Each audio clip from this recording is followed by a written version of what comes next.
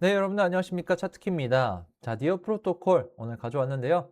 자, 지금 차트부터 바로 보시면 니어는 6월 조정을 거쳐서 지금 약 2,700원 부근에서 반등을 시도하고 있고요. 5월에 대형 업그레이드 발표로 4,400원까지 급등을 했다가 되말린 뒤에 최근 시장 반등에 다시 올라오는 그런 흐름입니다.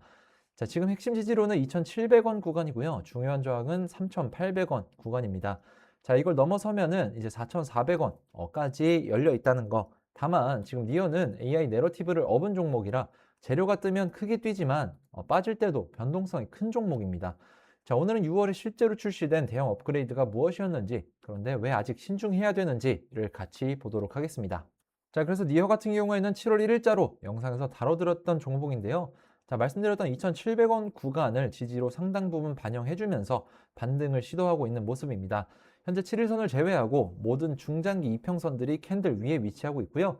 자, 중장기 이평선들이 저항으로 작용될 수 있다는 점까지 확인해 주시면 되겠습니다.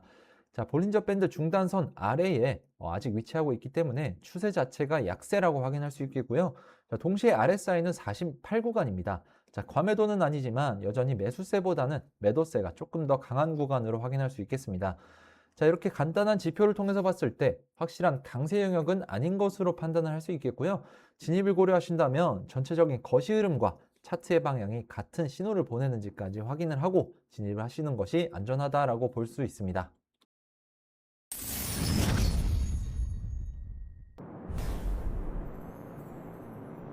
자, 니어는 예정에서 실제로 호재로 바뀐 예가 있습니다. 제목부터 빠르게 짚어드리면, 자, 니어 AI 에이전트의 통화를 노린다. 6월 업그레이드의 진짜 의미라고 되어 있습니다. 자, 결론적으로 이 기사의 내용에서 짚는 핵심은 니어의 V2.13 업그레이드, 그러니까 동적 리샤딩이죠. 자, 이게 6월에 출시돼서 최대 70개 넘는 샤드로 네트워크가 스스로 확장을 하면서 AI 에이전트의 통화를 표방한다. 다만 그 70개 샤드를 정당화할 AI 에이전트 경제는 아직 결과가 아니라 가설이라는 게 냉정한 현실이다. 라는 분석의 내용인 기사인데요. 자, 자세히 한번 보시면 6월 니어 역사상 가장 야심찬 업그레이드인 V2.13이 출시가 됐습니다. 자, 핵심은 동적 리샤딩이라는 건데, 트래픽이 늘면 네트워크가 사람의 투표나 검증자의 조율 없이 스스로 처리 차선을 최대 70개 넘게 늘리는 겁니다. 자, 여기서 샤드라는 것은 블록체인을 여러 처리 차선으로 쪼개서 동시에 일하게 하는 것입니다. 자, 니어는 이 처리량이 비자를 넘어선다라고 주장하고 여기에 양자 컴퓨터 대비 보안도 더하고 있습니다. 자, 이게 중요한 이유는 니어가 AI 에이전트의 통화를 노리기 때문입니다. AI 봇들이 서로 데이터 서비스를 기계 속도로 사고 파는 시장에서 니어가 그 결제 정산의 계층이 되겠다라는 거죠.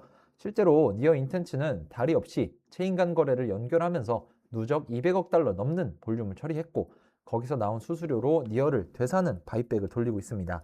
자, 작년 말에는 인플레이션도 5%에서 2.5%로 반감을 했고요. 자, 여기까지는 분명한 강점입니다. 하지만 저는 반드시 반대의 경우도 확실하게 짚고 갑니다. 자, 첫 번째, 이 토큰은 이미 5월에 크게 오른 뒤에 상당 부분 되밀렸고 6월 7일에는 큰 손인 아서 헤이스가 전량 청산을 하면서 가격이 흔들렸습니다.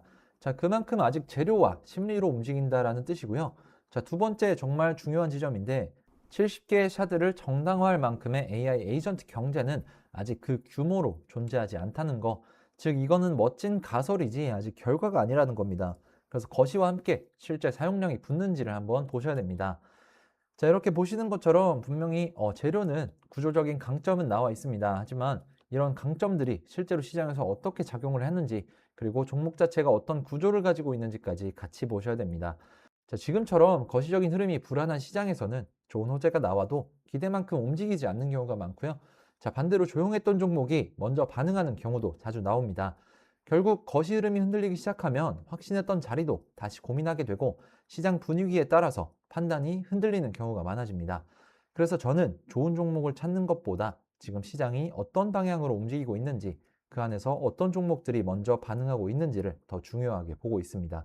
그리고 바로 이런 구간에서 기준이 있는 사람과 기준이 없이 대응하는 사람의 결과가 생각보다 크게 달라진다라고 보고 있는데요.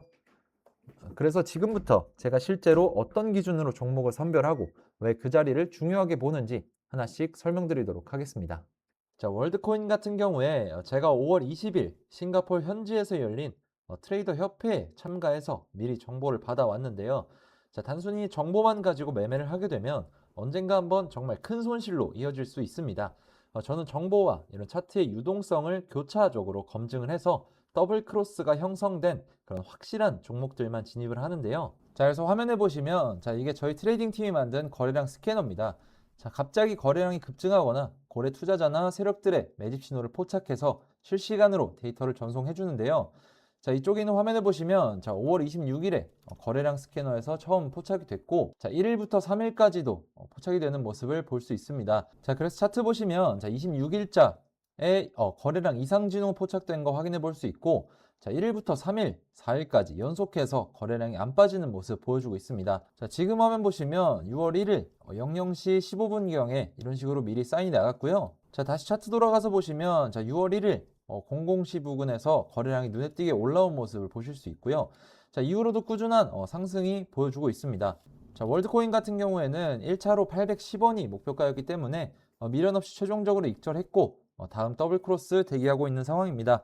그래서 이런 어려운 시장에서 어떻게 매매할지 모르시겠는 분들, 애매하신 분들 이 더블 크로스 가지고 매매를 한번 해보시기 바라겠고요. 저와 함께하는 그런 구독자분들은 이미 수익 챙겨가고 계십니다.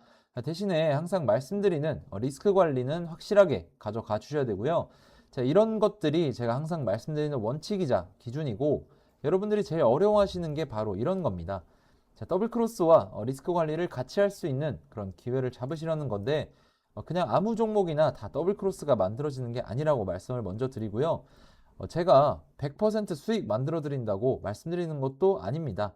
하지만 지금 이 더블 크로스에 근거해서 진입을 했을 때 승률이 95% 이상 나오고 있는 거 확인되고 있고요. 자, 수익을 많이 가져가려는 전략보다 잃지 않는 그런 매매를 하는 것이 중요하다라는 말씀을 드리고 있습니다.